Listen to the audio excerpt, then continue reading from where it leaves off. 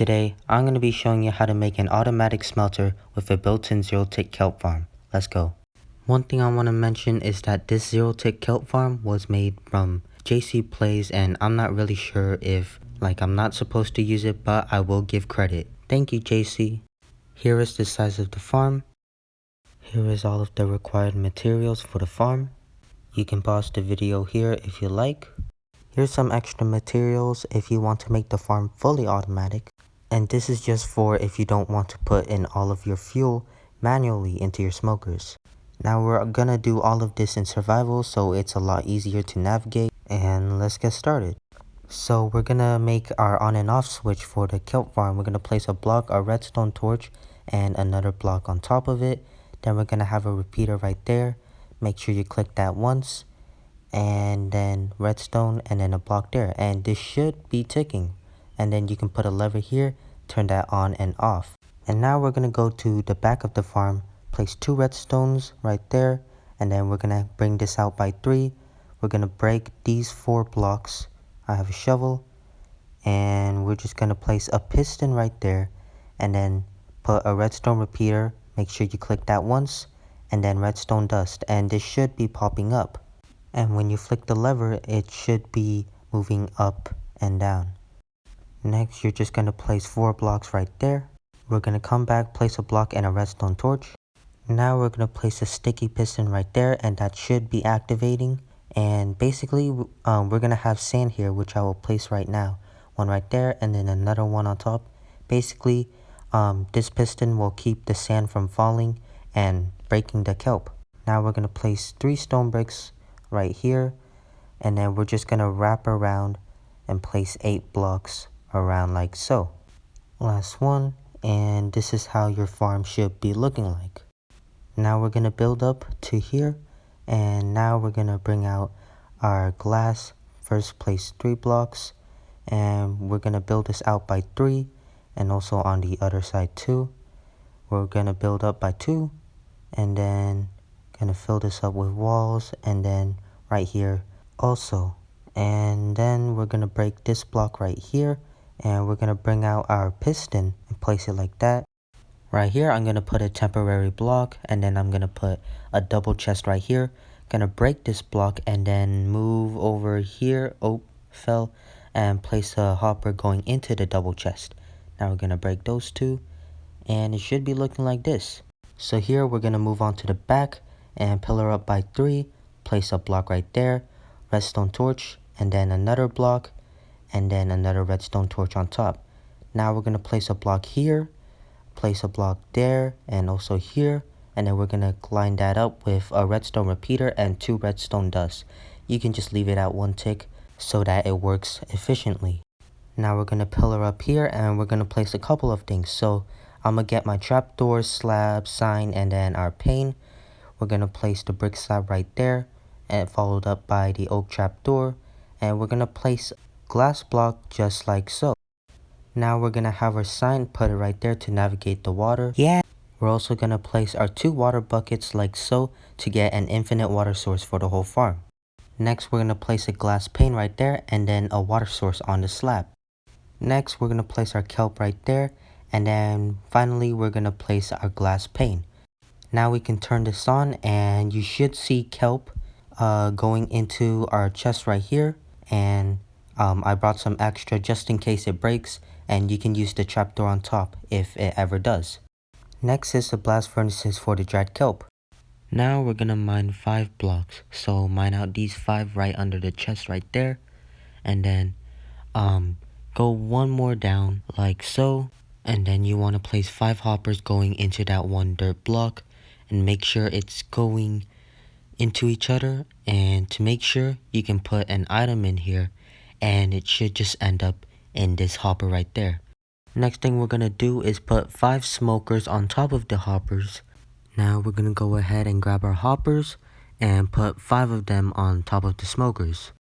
Next, we're gonna build our rail system, so place a power rail there, 3 normal rails, and then another powered rail right there. We're gonna place a block right here, and we're gonna power this by putting a lever right there.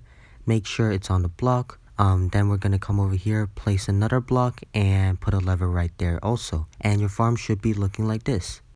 Finally, we're gonna put our hopper minecart, and it should be picking up all of the kelp, and it should be distributing them all into your smokers. Next, we're gonna grab our shovel, and we're gonna make a 4x7 hole until you see the hoppers beneath the smokers. So we're gonna have a 4x7 box. After digging it out, it should be looking like this, and you can have like a small staircase to get in and out of the box.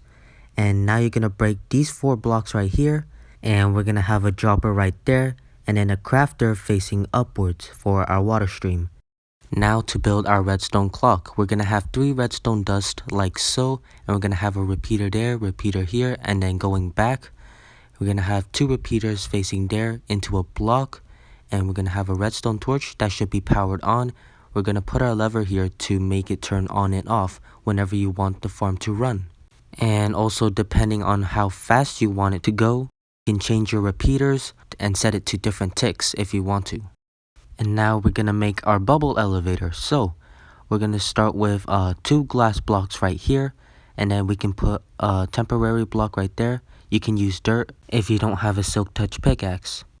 Here we're gonna put a glass block right there, build up by 3, put 2 here, put 4 over here, and then build up by 3 right here. And now we're gonna place a glass block right here, so put a temporary block. You can break that. And now we're gonna close this off, so we're gonna place a block right here, block right there, and then another one right here. We're gonna go ahead and place a glass block right there, 2 to the side, and then we're gonna put 2 more on the bottom. Next, we're gonna put ourselves a temporary block right there, glass block, a solid block underneath it, and 1 beside it. Now we're gonna make our fuel transporter. So we're gonna grab a power rail right there. Underneath this one that has an open gap, we're gonna place a hopper on top of that, and then we can build out by a couple of rails, and we're gonna do that later. And all of your items will float into the hopper. And now we're gonna make our stop and go system. So we're gonna place a solid block right there, redstone repeater, redstone dust, and then we're gonna bring our comparator. Let me break this real quick.